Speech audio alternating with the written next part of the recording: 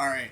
Many have mentioned the Tower of the Elephant as like the best dungeon thing, but I don't see anyone doing it as a 5-room dungeon, which I really think it is. And the Tower of the Elephant, in case you don't know, is a book by Robert E. Howard, and it's about Conan the Cimmerian, aka Conan the Barbarian, the Destroyer, a million other titles. And it's worth checking out. And actually, if you're a DM and you haven't checked this out, do you even DM, bro? But anywho, regardless, I have a couple notes here because it is quite a lengthy one, and I think I just lost my page. So if this doesn't, I might cut this if it doesn't fit in the 3-minute time I have. All right, so here we go. We're gonna cut out have the role play of the tavern like there is at the start of the book if you wish. But anyway, they're directed to the Tower of the Elephant to rob it, specifically the gem, the Heart of the Elephant. The party is, that is. And there's going to be 2 outer walls before heading into the garden, which then leads to the tower. And in between those outer walls is a gap with some shrubbery around. And the players, don't even have them roll perception for this. Just have them see that there is a dead guard. And if anyone wishes to roll perception, they will, and high enough, they will see, man, I wrote it down, and these names can be changed, I just wrote them down. Taurus, I think his name was. Yeah, the Prince of Thieves. And this is a role-play encounter, I imagine, more than anything. They're going to discuss the logistics of the tower, and he's going to suggest how they get up there as he teams up with them. They're going to then go onto over the second outer wall and into the garden. Now, in the garden, there are lions guarding, and as written in the story, it's 5 of them. I would have that the party can either decide to stealth around them or fight their way through them. Now, if they fight their way through them, I think you should roll to see how many rounds before the guards start showing up, and you decide how many guards. I would suggest, and I'll get into this later, I would suggest one more, especially if this is for new players, one more guard than the amount that there is in the party. And this is perfect for a level 1 encounter, at least going by the standard of 5e. I think both versions. So they then go from the dungeon, not dungeon, goodness. They then go from the video.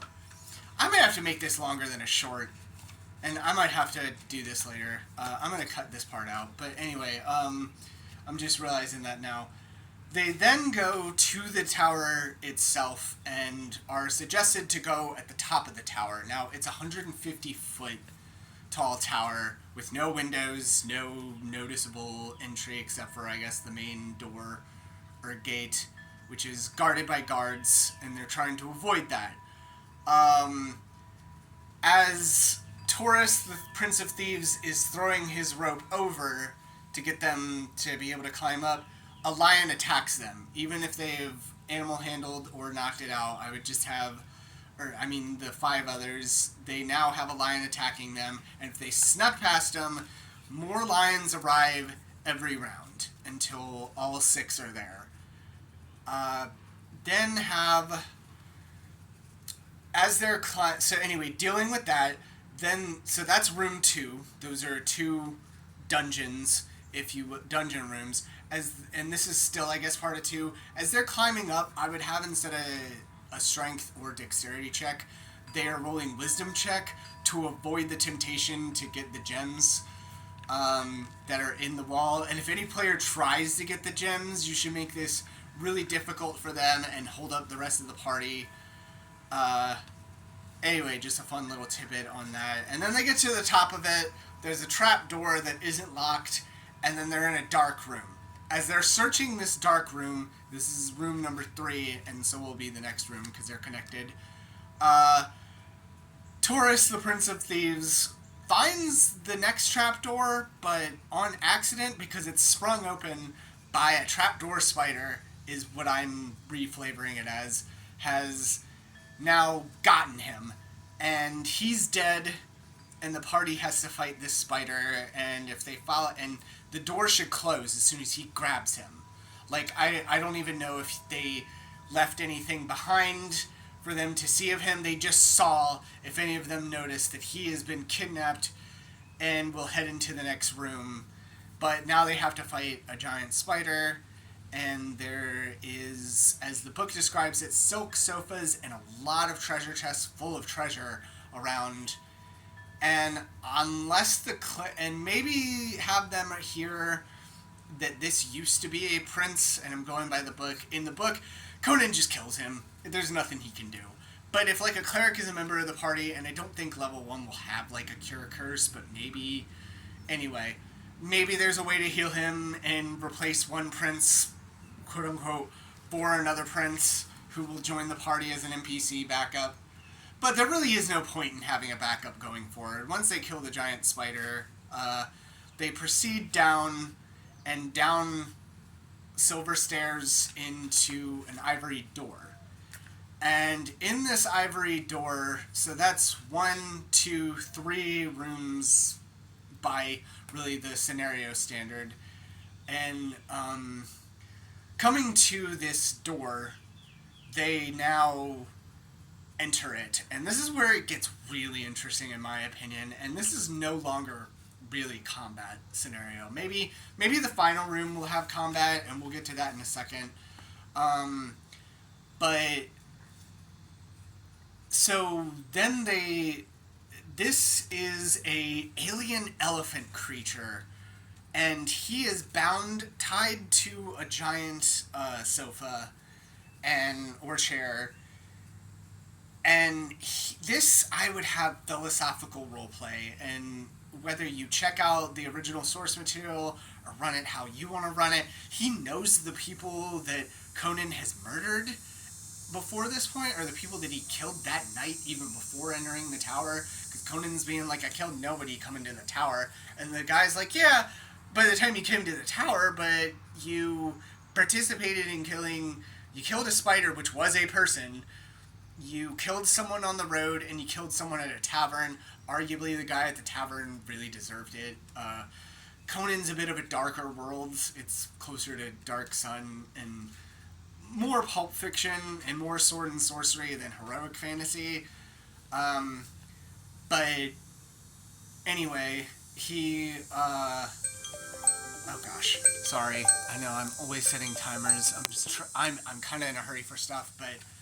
yeah, this is not going to be a short, I don't think. I think this is going to be a long video, but I'll keep it as the same episode series. I'm going to figure this out, guys, and I apologize. It would be fun with visuals and everything. I'm just a guy sitting in front of a camera talking to you about ideas from literature for mostly lower level play. Mainly one-shots or starting off a campaign, and I think this could be either. So anyway, this is a role-play encounter. You can philosophize with the party about whatever you really want to, but it's going to end with he is a depressed elephant alien being who doesn't mind you killing him and carving out his heart. I don't even think you should have to roll for this, and then pouring it onto the heart of the elephant, which is a stone that's behind the party on the other end of the room on a dais or an altar. And then they take it down the flight of stairs, leaving him behind, going to the next room, which has a very powerful mage, but all they have to do to defeat him, and I wrote this down, even though I'm sure it's the easiest thing to remember, is they say, I think his name's Yara, but you can make the mage's name whatever, Awaken, and maybe not even have that. Maybe just have him wake up as soon as they walk into the room. And then they set down the stone, and they do this by the instruction of the elephant alien, whose name is Yag Kasha, and I think he has another name. But anyway, they say Yag Kasha gives you a last gift and a last enchantment, And upon this, the mage starts freaking out and things get trippy, and he is shrunken and taken into the gem, and then they see the gem expand, and like an elephant head of Yagkasha is there, and it's like his, this is my interpretation, his ears are like wings and they're flapping, and then they both vanish. And then the tower starts to rumble and they need to escape the tower. Now this is, I could probably have done each of these as a short, and maybe I should. And my hair looks terrible, I'm sorry, it's so humid here. So then I'm just gonna do this as a whole thing, I guess. If I can upload it, I might separate it into different shorts. We'll see. But, and maybe I'll go into more detail. I just kind of want to get this out there. So the escape, I leave it to you as the DM to do it however you want to do. In the book, there's literally nothing was in Conan's way. The guards are dead, and he escapes and watches as the tower basically explodes into ruby dust. You can either do it that way. I would have it that it's a spaceship and is launching away. But have either a challenge of going down the steps to you know, Lord of the Rings style, where they're trying to get past the Khazad-dûm bridge, and like that epic scene of them getting away, and whatever role challenges you want for that. Or have that the guards are now angry because you've killed their boss, or they realize that, oh, the tower's rumbling, guides who are not us are coming down from our boss's room. Clearly they killed him. There goes our pay. There goes whatever loyalty or brainwashing, forgive me, they have. Or under whatever spell they were, and it isn't over. But they're paid guards. There goes their pay. That's simple motivation. They're going to fight the party on their way out. I would definitely have the tower is mentioned to be 150 feet. Dividing that by 30 feet per normal movement is 5 rounds. So they have 5 rounds to fight these guards, whatever lions are left. And as I mentioned, the guards are number in the amount of party plus 1, and then whatever lions were not killed, which there were 6 total. Yeah, I'm losing track of where I went with this. But anyway, the 5-room dungeon is essentially this. You have the encounter with the Prince of Thieves and that dead guard. Dealing with the lions, part B of the second room is still dealing with the lions, just trying to get the grapple hook up the tower. And then the giant spider, and then the role play of keep on having to look at his name, Yagkasha, and dealing with and then defeating the mage with the trickery or the heart of the elephant, then the escape. And if they try to go back to get the treasure, they're screwed. Now, if they're still in there when this happens, if it's a one-shot and it explodes, it doesn't matter. If you want it to be that they're still in there and this spaceship takes off and begin a whole trippy space adventure campaign, that's completely fine. That's actually sounds really awesome. But all they have to do is get through the door on their way out. They fight in the guards on their way and then get out of there. Either avoid them or whatever. But yeah, I like this one. I think that I haven't really seen it set up. Everyone says it's the perfect dungeon. This is me just expanding more, trying to expand more on how it can be a 5-room dungeon. I might make this a 5-room short for each one. I don't know how I would separate it. Maybe the first room is technically the gap and the garden, and then the second room is defending the Taurus as they're getting up the thing. Yeah.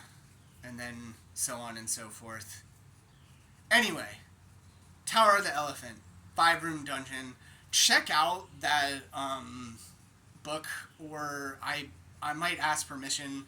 It's in the public domain, but I might ask permission for someone who does an adaptation audio book wise that I really like on here, and put it in the doobly doo below. But yeah, the Tower of the Elephant as a 5-room dungeon.